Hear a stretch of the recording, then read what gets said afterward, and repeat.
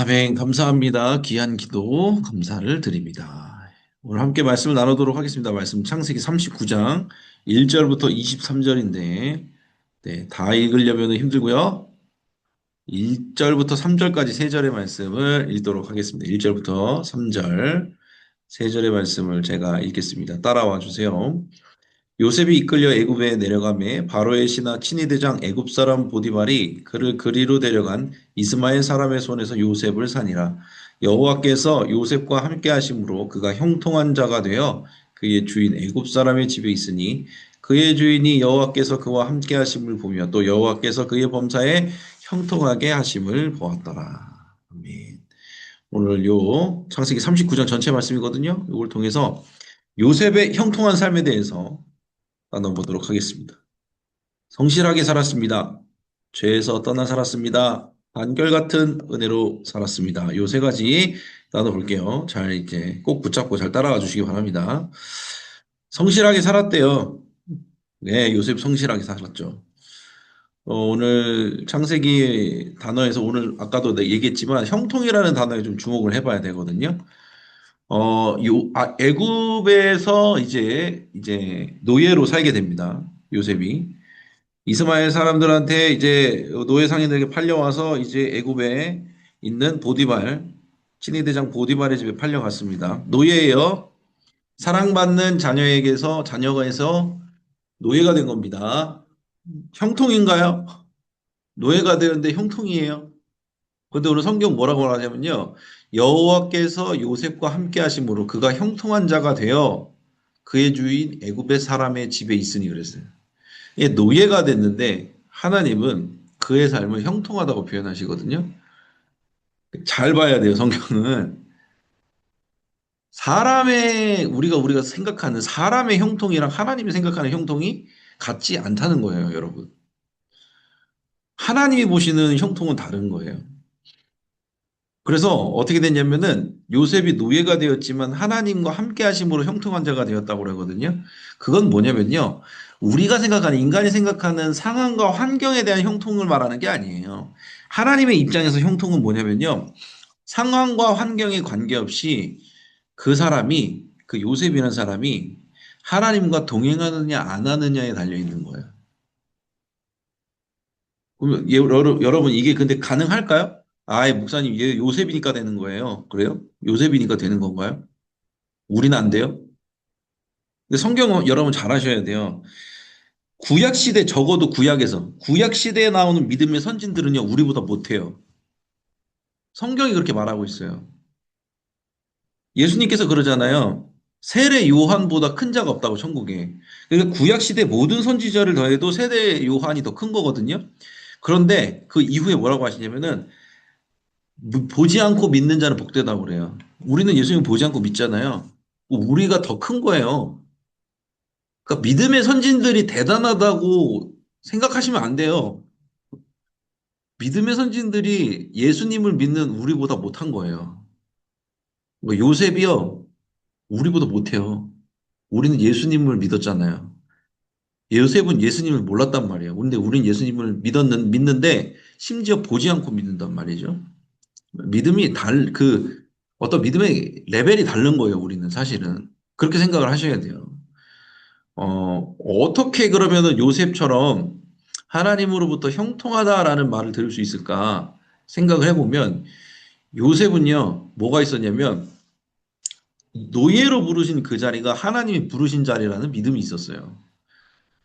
그러니까 노예로 와가지고 내가 절망을 하면은 노예 생활을 잘할 필요가 뭐가 있어요? 노예 생활 잘해서 뭐 하게? 그렇지 않아요? 내가 사랑받는 자녀였다 채색 옷을 입었는데 반쯤 벌거벗어가지고 노예 생활을 했는데 어떤 사람이 노예 생활을 성실하게 할까요? 그런 사람은 없어요. 근데 요셉은요, 그 노예로 떨어진 그 자리가 하나님이 부르신 자리라고 믿은 거예요. 그러니까 열심히 할 수 있는 거예요. 그냥 세상에서도 성실을 말해요. 사회생활 하다가도 성실을 말하잖아요. 근데 기독교에서 말하는 성실함은요, 뭐와 연관되냐면 소명과 연관이 됩니다. 소명은 뭐예요? 콜링이에요, 콜링, 부르심.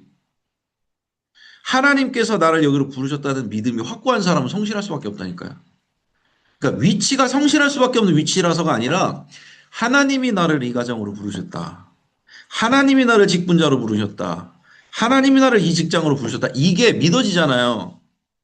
상황과 환경에 상관이 없다니까요. 성실하게 돼요. 이건 저도 경험을 해봤어요. 제가 개척교회 있을 때 제가 말씀드렸잖아요. 도망가고 싶었다고. 근데 도망을 못 갔다니까요. 못 갔어요. 전도를 했거든요, 제가. 전도가 될 줄 모르고 전도를 해버렸어요. 친척 동생이 같은 교회 온 거예요. 어떻게, 걔만 두고 어떻게 가요? 못 가지. 그렇게 매여 있다가 어떻게 기도원에 갔네. 기도원에 가서 기도를 하는데 하나님이 그러시는 거예요. 너는 내가 천국 길을 열어줬는데 지옥을 가는 것처럼 그렇게 천국을 걷고 있냐. 그러시는 거예요. 마음속에. 그래서 마음을 고쳐 먹었죠. 그래서 아, 하나님이 나를 이 교회로 부르셨구나라는 확신이 드는 순간 되게 신기하게 잘 되더라고요, 사역이. 되게 신기하게 재밌더라고요. 되게 신기하게 성실하게 되어졌어요. 제가 성실한 사람은 아닌데 그렇게 된 거죠. 진짜 형통은 어디서부터 시작하냐면 하나님께서 나를 여기로 부르셨다라고 믿어지는 순간부터 되는 겁니다. 요셉이 그런 사람이었다는 거죠. 그렇게 요셉은 부르심에 믿음이 있어서 성실하게 살았다라는 겁니다. 둘째, 죄에서 떠나 살았다 그랬습니다. 요셉이 이제 그 보디발의 집, 보디발의 아내와 이제 각축전을 벌이죠. 계속해서 유혹을 하잖아요. 그런데 이제 요셉이 말합니다. 오늘 말씀 제가 적어놨죠. 8절에서 9절에 보니까 요셉이 말하는 거예요. 내 주인이 집안의 모든 소유를 간섭하지 않고 다 내 손에 맡겼다. 그런데 주인이 다 금하지 않았는데 한 가지를 금했으니 뭐냐? 당신만 금했다. 당신이 그의 아내이기 때문에 나는 당신을 건드릴 수가 없다. 내가 어찌 이 큰 악을 행하여 하나님께 죄를 지으리까? 그렇게 말하거든요. 요셉이 마찬가지예요. 요셉이 죄에서 떠날 수 있는 이유는 뭐냐면요. 주인의 명령으로 인해서 내가 위임을 받았다라는 그 생각이 컸다는 거예요.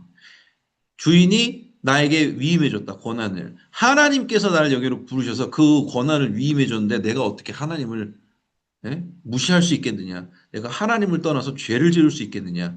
그렇잖아요. 내가 어찌 이 큰 악을 행하여 하나님께 죄를 지으리까? 죄를 이 여인에게 사람에게 짓는 게 아니라 하나님 앞에 짓는 거라고 요셉은 생각한 거예요. 왜?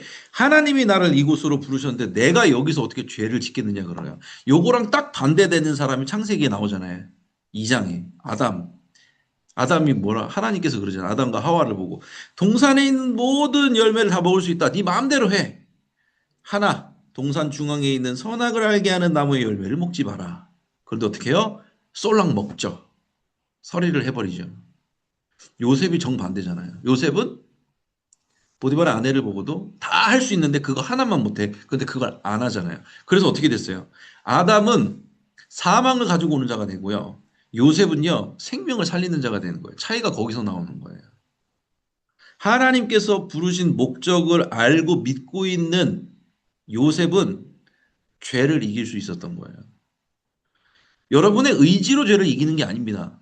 요셉이요, 의지로 죄를 이긴 게 아니에요. 확실한 거예요. 뭐가? 하나님이 나를 부르셨다는 확신이 강한 사람은 이 자리에서 죄를 짓지 않아요. 왜? 하나님이 있으니까, 느껴지니까. 하나님 내가 믿으니까. 그러니까 단순히 의지적으로 죄를 짓는 그런 죄를 안 짓는, 죄에서 떠나는 이런 차원이 아닌 거예요. 그러니까. 여러분의 가정에 여러분의 하나님께서 보내주셨다라고 생각하면은 남편에게, 아내에게, 자녀에게, 부모님께 태도가 달라질 겁니다.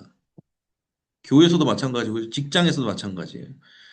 직장에서 상사가 사장님이 보고 있지 않더라도 하나님이 여기로 나를 보내셨다는 그 콜링, 소명이 있으면 행동하는 행동거지가 달라져요. 그러니까 뭐예요? 죄를 이기는 건 뭐예요? 믿음이에요, 여러분. 믿음. 믿음이 있는 사람은 죄를 이겨내요. 왜? 하나님도 귀하니까. 하나님이 나를 보내셨다는 이 것이 있고 또 그런 게 있어요. 하나님이 나를 보내셨다라는 믿음이 있는 사람은 뭐가 있냐면 기대가 생겨요. 이게 끝이 아닐 거야라는 생각이 생긴다니까요. 여기서 하나님께서 무엇을 행하실까라는 기대가 있단 말이에요. 그런 기대가 있는 사람이 어떻게 죄를 범해요?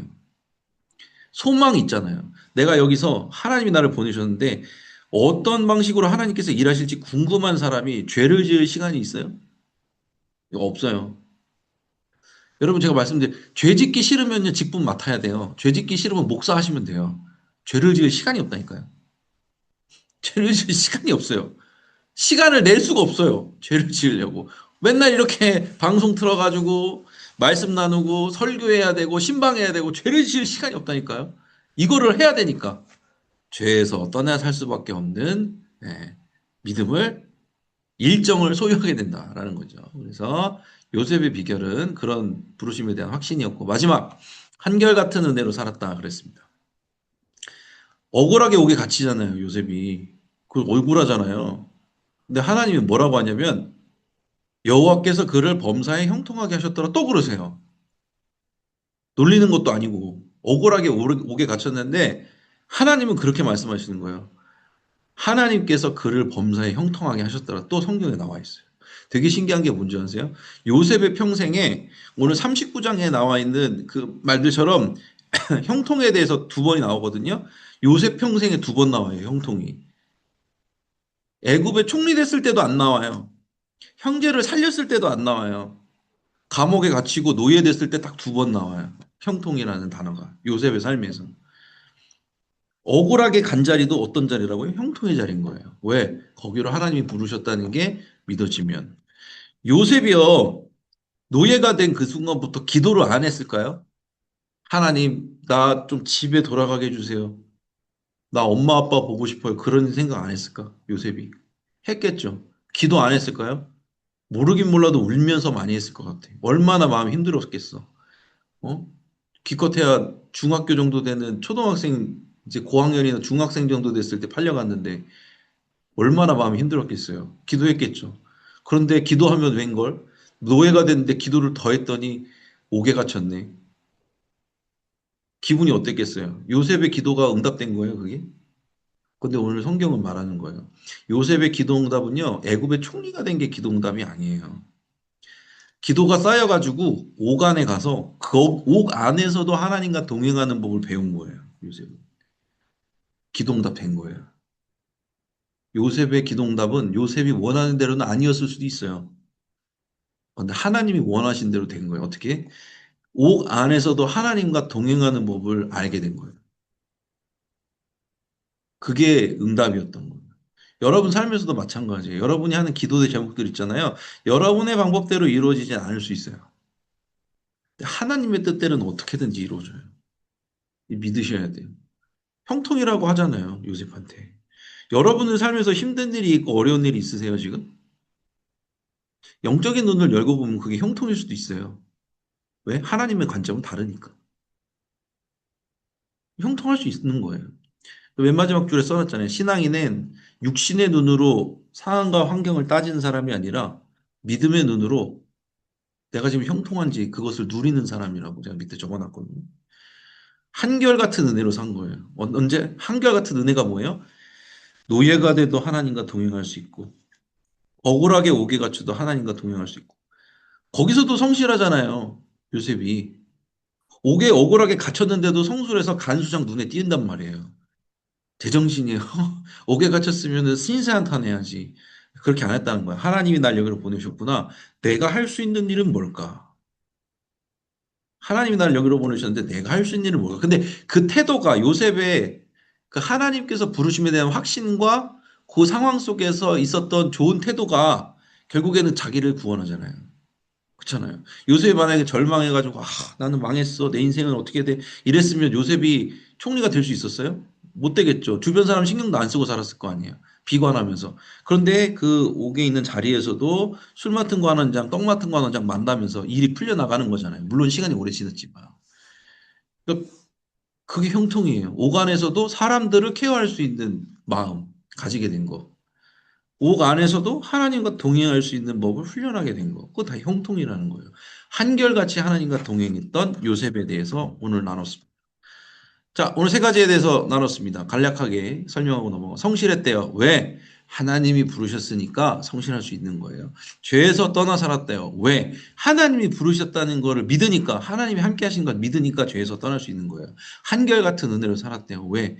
내 기도응답이 내 맘대로 이루어지진 않더라도 어떤 상황과 환경에서도 하나님이 동행하심을 느끼고 형통이라고 믿고 살 수 있는 한결같은 은혜로 살았다는 거예요. 그래서 이 세 가지 은혜가 여러분에게 있어요, 이미. 다. 말씀드렸잖아요. 구약에 있는 모든 사람들보다도 신약의 이후에 있는 모든 사람이 더 낫다. 믿음이 낫다. 여러분은 예수님 보지 않고 믿은 사람들입니다. 자부심을 가지시기 바랍니다. 이렇게 세 가지에 대해서 오늘 나눴습니다. 공지로 바로 갈게요. 상반기 속회대회 진행 중에 있습니다. 지역장님들을 통해서 속회 지원금을 나눠드렸어요. 계속해서 이제 인증샷들을 잘 보내주고 계신데 감사해요. 제가 나중에 이쁘게 편집해서 또 나눠드리도록 하겠습니다. 2월 중에 못하실 분들이 있거든요. 여러 가지 뭐 직장의 사정이라든지 여러 가지 뭐 가정인 상황이라든지 이런 것 때문에 좀 이렇게 시간을 내기 어려우신 분들이 있는데 3월까지 제가 3월 초중순까지는 제가 여유를 드릴 수 있을 것 같습니다. 그래서 상반기 속회대회 잘 하시길 바라고요. 기도 세미나가 있습니다. 기도학교 수료자들 대상입니다. 그래서 좀 다시 한번 결단하는 의미로 우리가 진짜 기도해야 되잖아요. 그래서 2월 21일 토요일 오후 2시에 블레싱홀에서 있고요. 기도학교 수료자들 대상으로 합니다. 신청은 교회 홈페이지와 안양 감리교회 어플에서 하고 있습니다. 문의사항은 우리 정리시 목사님에게 해주시면 될 것 같습니다. 전도 캠페인 계속해서 진행 중에 있고요. 대신방 어제부터 진행하고 저희도 이제 곧 조만간 시작할 예정입니다. 위에서 계속해서 기도해 주시고 속장님들께서는 구체적인 일정과 기도 제목을 제 개인 카톡이든지 아니면은 속해보고 양식에 올려주시면 될 것 같습니다. 기도하도록 하겠습니다. 다 함께 기도할 때 요셉처럼 부르심에 확신을 가질 수 있는 믿음을 허락해 달라고 기도해 주시기 바랍니다. 그럴 때 우리 안에 진정한 형통이 발견될 줄로 믿습니다. 영과 진리로 예배하는 교회에 오래 표어져 계속해서 그렇게 예배하는 예배자 되기를 위해서 기도해 주시고 교회를 위해서 기도할 때 대신방 위해서 기도해 주시고 무엇보다 지금 현재 회복 중이신 담임 목사님을 위해서도 계속해서 기도해 주시면 감사하겠습니다. 이 시간 이와 같은 기도 제목을 가지고 기도할 때 주여 믿습니다 하시고 함께 나가겠습니다. 주여 믿습니다.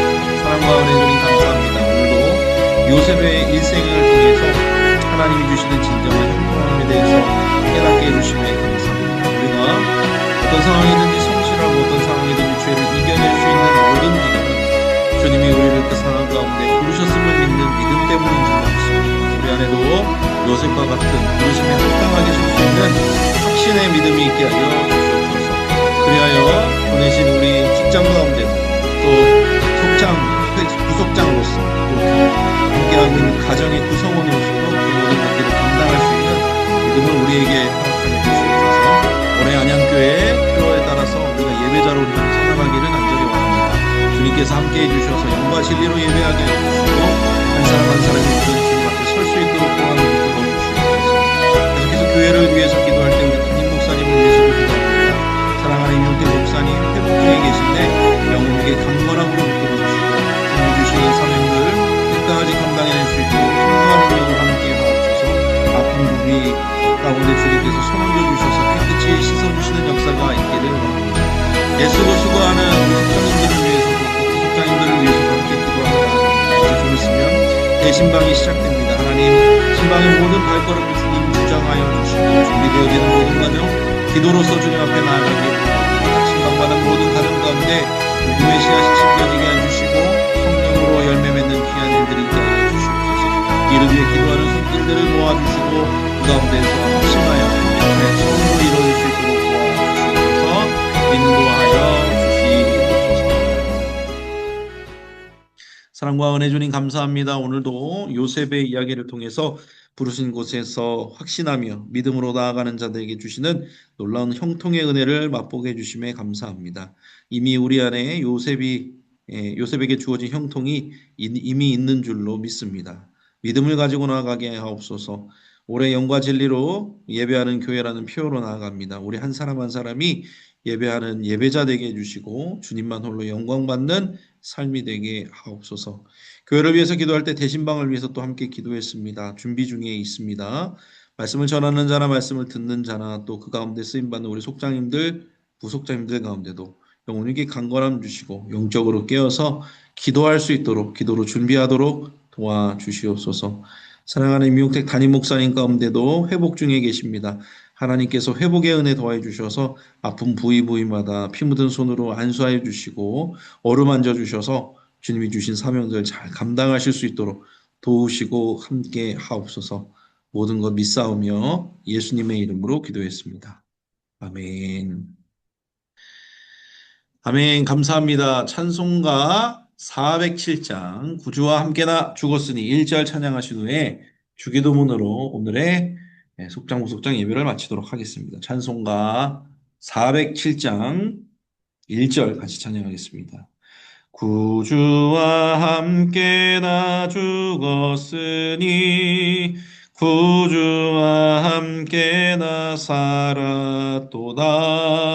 영광의 그날에 이르도록 언제나 주만 바라봅니다. 언제나 주는 날 사랑하사 언제나 새 생명 주시나니 영광의 그날에 이르도록 언제나 주만 바라봅니다.